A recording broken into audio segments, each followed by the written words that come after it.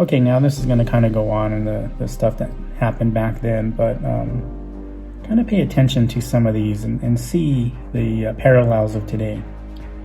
He has refused his assent to laws, the most wholesome and necessary for the public good.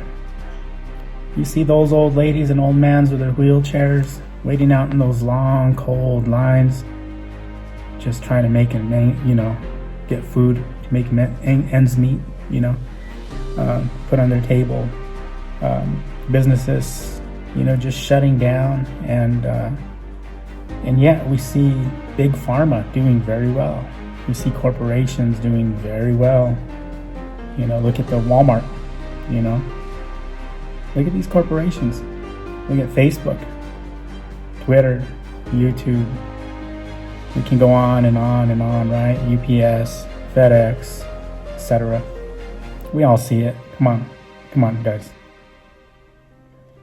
He has forbidden his governors to pass laws of immediate and pressing importance, unless suspended in their operation till his assent shall be obtained, and when so suspended, he has utterly neglected to attend to them.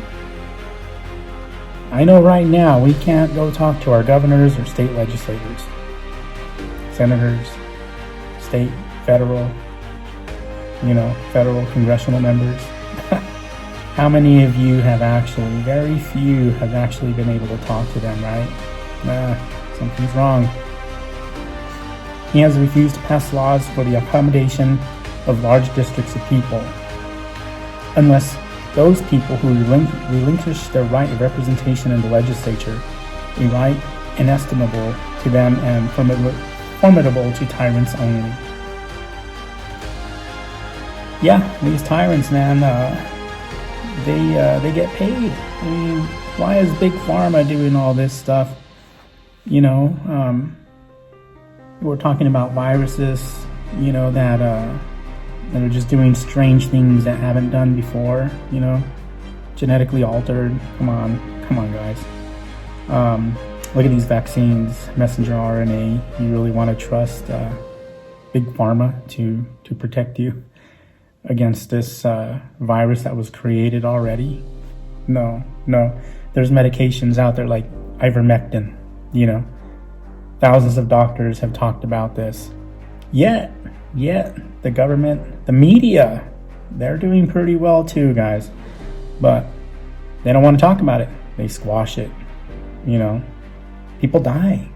People that come up and speak about this stuff, they end up dead. Their families end up dead. Like, it says something, right? He has called together legislative bodies at places unusual, uncomfortable, and distant from the depository of their public record, for the sole purpose of fatiguing them into compliance with his measures. Oh, how many of you guys are tired? How many of you guys are just kind of throwing up your hands? You're fatigued. You're tired of this. You're tired of seeing grandma and grandpa suffering and your loved ones in the hospital, not being able to say goodbye to them. They shouldn't be in the hospital with the medications that are available to kill this virus yet. Yet there they are, suffering. And you can't be with them. You can't even talk to your lawmakers. They could give a shit about what you're going through. I mean, how many of you out there have actually talked to your lawmakers and seen good positive change? Not a lot of you. You're not alone. This whole world, it's not just the United States, it's the entire world right now that is under subjection of this new world order that President Bush #1 introduced as the United Nations. And